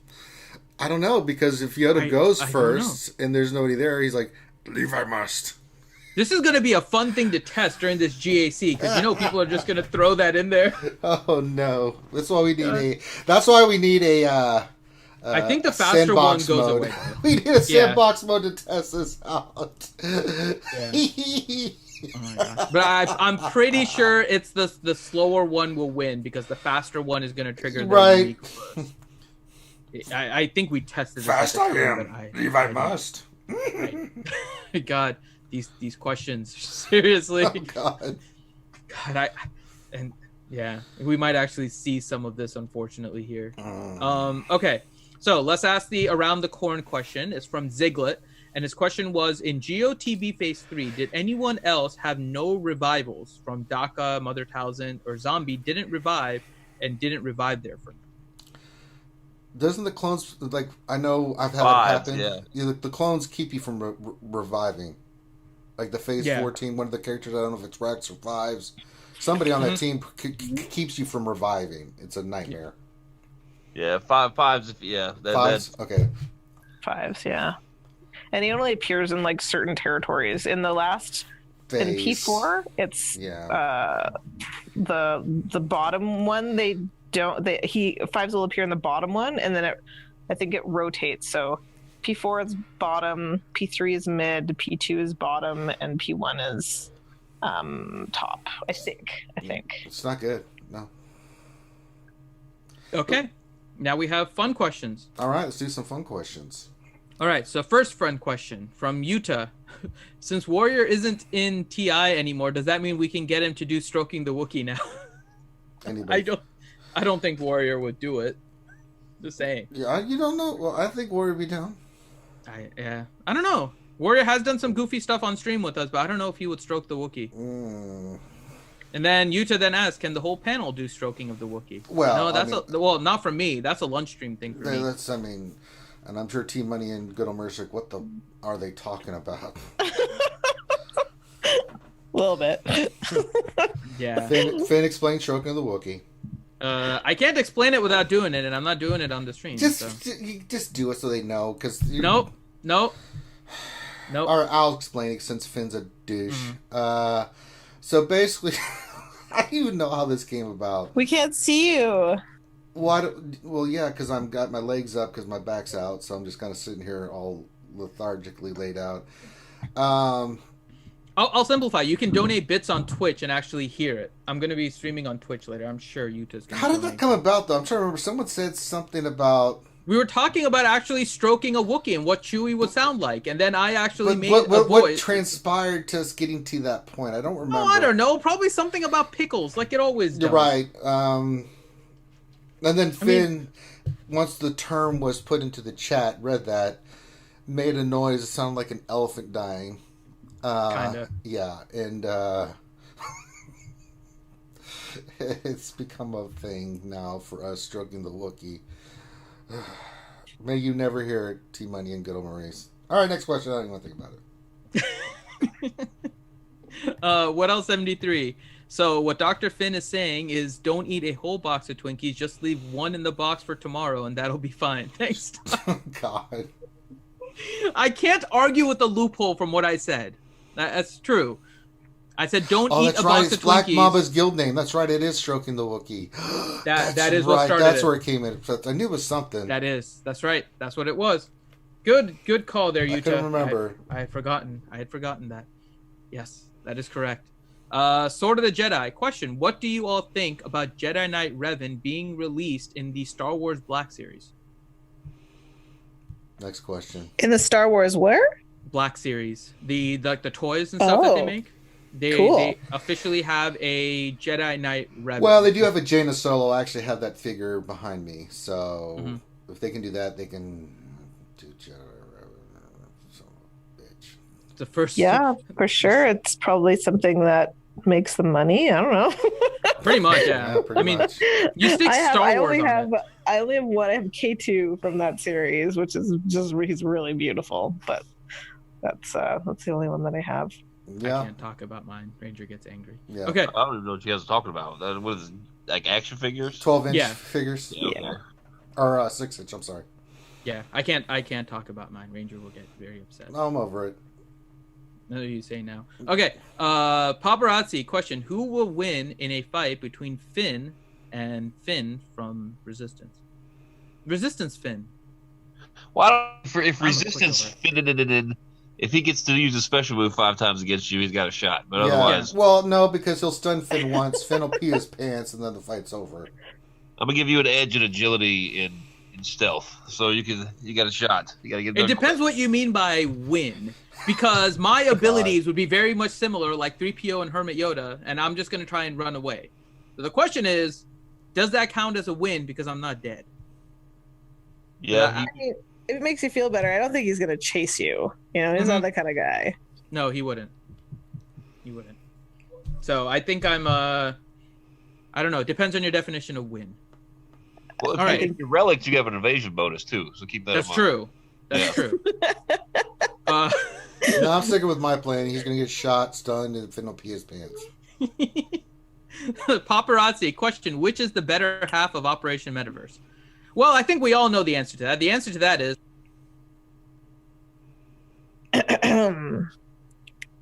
You can have and that's my answer, and I'm sticking to it. You cut out there, Finn. Oh, no, I did. Well, let me try again. Let's say it this way. Gom knows better than to answer that question. T-Money is the more threatening of the halves. Yes. He wins by default. The other Fear, intimidation are powerful weapons in the arsenal of I don't know. T-Money G. Good old Maurice made a lot of friends that day. He didn't wear pants on stream. That's true. I don't ever want to see you do that again, good old Maurice. I've got pants on right now. Thank God.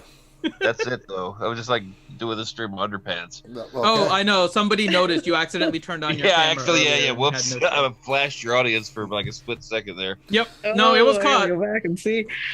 Well, it was caught that good old Maurice was not wearing a shirt. No wonder I felt like eating chicken all of a sudden. Damn. I keep telling him if he shows up without a shirt, ratings will skyrocket. He's considering. Oh, they've been trying to get me to take my shirt off since we started. So exactly. No, I don't want to get. Oh, pornography, eh? No, I just have my shirt off. So in this case, we have seen the top half and the bottom half of Good Old Maurice. So yeah, put them together. You get yourself a little Frankenstein Good Old Maurice. Yeah. So which one would you prefer, the top half or the bottom half of Good Old Maurice Team Money? I'm completely blushing right now. We gotta move on. Arr, you be pretty too much pressure on Captain T. All right. Next question. Clash has a question, says, I got drunk and accidentally took my thug knot to Relic 3. Should I just bite the Canto bullet and take him to Relic 7? No. Get a hold of yourself, man. No. Nope. Who is that? Clash? Clash, yep. Oh, come on, Clash man. has a Relic 3 has a Relic 3 Ugnaught now. Oh, Clash. I look forward to the videos. I'll tell you that. I look forward to those. Paparazzi says, question for Ranger, can you introduce us to Darth Kermit? Hi, ho, Kermit the Frog here from the dark side of the Force, and today we are going to learn about torture. Yay! It was I who allowed the Rebel Alliance to learn the location of the shield generator, bitches. Oh my god. There you go. Like on Kermit got a little gangster there at the end. He did. Well, he's a dark side. He's a Sith. Yeah, that's true. Yeah. That's right, Good Old Maurice. Let me introduce you to my royal guards. Now stick his pole up his ass. Yay! And on that note, we are done with the questions. What a question to end on. I find Good Old Maurice's lack of faith disturbing. Time to choke a bitch. Like that. All right. Team Money, why don't you pimp Operation Metaverse stuff for us? Mm-hmm. Do we have confirmed guests for this week? Are you asking us? Because that's going to be really uncomfortable, Team Money. No, not 100%. No. So. 100%. Okay, so we're trying to get a free-to-play guy to come on who's gotten all the recent meta just to talk about resource management at the moment and just to see the game from a free-to-play standpoint. So hopefully we'll have that this coming Tuesday at 10 p.m. Eastern Standard Time, which is when we stream the Galaxy's Edge, Operation Metaverse's live stream. And then we have our Hop-In Discord server that had no less than 120 tags the other day, thanks to a troll, which is now fixed. But yes. Yeah, I was wondering what the hell's going on. I tried to stop it, but I'm like, damn it, I don't have the enough. Because I was like, mute this bitch. I'm like, oh, it's not working. I was like, oh man, I can't believe that happened. I was like, oh, this is kind of nice though, because like everyone was like helping and chatting. And the chat was like crazy busy with all these new people. I was like, this is fun. I'm gonna do that as a secret troll once when it starts getting quiet. Anyway, I'm not gonna do that. That's about it. Good or worse, anything else? Oh, we have our boot camp series going on this month. So we just did 3 sessions for our boot camp. All of our sessions are recorded and available to our patrons after the fact. We did all the Darth Rev encounters, and then we did a guest series with Blade Baca, and then we just released our patron master counter sheet. So on when did we do that? Thursday. Get good. Get good, son. All right, Good Old Maurice, you do the alliance with me and the Remod master himself, Remon. Anything you want to pimp there? Sunday nights, we've been getting it off at 11. We've been doing it, so I know it's been nice. Time has been better. So Sundays, 11 o'clock, we do it over on Motozom's channel, and we stream and have a good time. They've been pretty fun the last couple of weeks. Yes. Ranger and Ramon usually have like a little loregasm section where they go on and teach you guys about all the more lore. Remon. I'm sitting there trying to cut those off. You've noticed, like immediately. Yes. Like, all right, let's move on. But then Ray, like, no, shut up. Yeah. All I have to do is talk about mods, and then he gets quiet. Just say 3.mod. Uh-oh. Poor Raymond. He has done it himself, Anakin. I know. All right. Finn, you want to pimp our stuff? Man, we got a lot of stuff going on, brother. Sure. So you guys are on the RSG channel. Thank you guys for watching. If you haven't, please make sure that you subscribe, and you subscribe to all of the people in the panel, plus some of the others that were not able to join. All of the links are in the description of the video. Hit the bell so you guys know when we live stream. RSG is a live streaming gaming group. You guys will see us doing multiple streams throughout the week. On weekdays at 12 p.m. Eastern time, we do our lunch stream where we entertain you guys for about an hour during your lunch hour, which is Eastern based. And so if you're in a later one, you can watch the replay during your lunch hour. And we'll just have fun with the game. We'll do Star Wars Galaxy of Heroes primarily, but we'll talk about other games as well. Wednesday night is the longest running SWGOH live stream in the galaxy right now. So make sure you guys join us for that, 8 p.m. Eastern time, Wednesday evenings. And also we have Jedi Academy, of course, that you're tuning into right now, 10 a.m. Eastern times on Saturdays on YouTube. We are also doing more on Twitch, twitch.tv/RealitySkewedGamers, where you can catch a bunch of different content. Later today, I am going to be doing my GAC on Twitch. Oh. And if you guys come and watch on Twitch, you guys can see and collect pickles. Now, what are pickles? Well, you have to join Twitch to understand what the pickle currency is and how you can accumulate your pickles. So hopefully you guys will be able to tune in on Twitch later tonight, probably around 9 p.m. Eastern time. And on Twitch, on Sundays at 5 p.m. Eastern time, we do Dungeons & Dragons, where we have fun role-playing as different things. We have started a Star Wars campaign as well for Dungeons & Dragons, so hopefully you guys can join us for that. And again, when you're on people really Twitch, enjoying that way more than the Dungeons & Dragons one. People are like, Star Wars, oh, this is amazing! Like, yeah. We should have just started with the Star Wars one. So make sure that when you guys do go to Twitch, you follow us there. Again, twitch.tv/RealitySkewedGamers. The link is in the description below. Please make sure you follow us there, subscribe to us here. And of course, we have our Patreon links and any ways that you guys are able to support us. Plus, most importantly, we are currently running our ACS campaign. We are. 2020 ACS campaign. We are currently at over 6,000. I think $6,711. Yes, we are, with our goal of 17,500. So anything you guys can donate to the American Cancer Society, greatly appreciated. We have our first kind of weekend of live streams for this happening on December 7th, where we'll be doing a 12-hour live stream on YouTube on the 7th, followed by a 12-hour live stream on the 8th on Twitch. So if you guys can, please make sure that you donate. You can also purchase your wristbands there. All the wristbands can be purchased there. There's different challenges and polls. Please help me not have to relic 5 my Rose Tico. And I think that's what you wanted. Yeah, Finn made a poll where he really wants to finish off. You. I mean, he put the Z on already. Let's help Finn finish off that character and get it to relic 5. Yeah, no, thank you. Please be nice and pick Haldo. He's playing, because if he didn't want her on there, he didn't even have to put her on the poll to be voted on. Please, if you really want to see the suffering and glorious tears of Finn, please donate to that cause. He really. No, Darth Hideous Relic 5. Get out of here. I'm not not that mean to make someone do a Relic 7. That's just mean, dude. Knock it off. Relic 5 is still poop enough. Yeah. Get Relic 5 and you'll like it. I'll turn this goddamn car around right now. Can't believe she's gonna. If that wins, she's gonna end up being one of my top 80 characters for GP. I know. I can't wait. That's awful. And she has a Zeta, so she's of course going to be in my top 80. Well, then you can get with T-Money, and then she can help you figure out what to do with her. She had a use, and they got rid of it by messing up Zeta Finn. Now she's like pretty much useless. Boop. She is pretty much useless right now. Boop. Just boop. I told you not to put it on there, Finn, but now that you have... So there you go. I'm going to do everything in my power to make sure that... there you go. Fantastic. All right, so make sure... There's all the RC stuff. Yeah, there's all the RC stuff. So today, it's going to be a busy day. I'm going to try to do some Battlefront. I got to see what the 66 Legion's doing. Them spinning the crap out of me. I didn't get a chance to stream Thursday with those guys, so I'll probably try to do a stream with them today for Battlefront. I got to see what they're planning.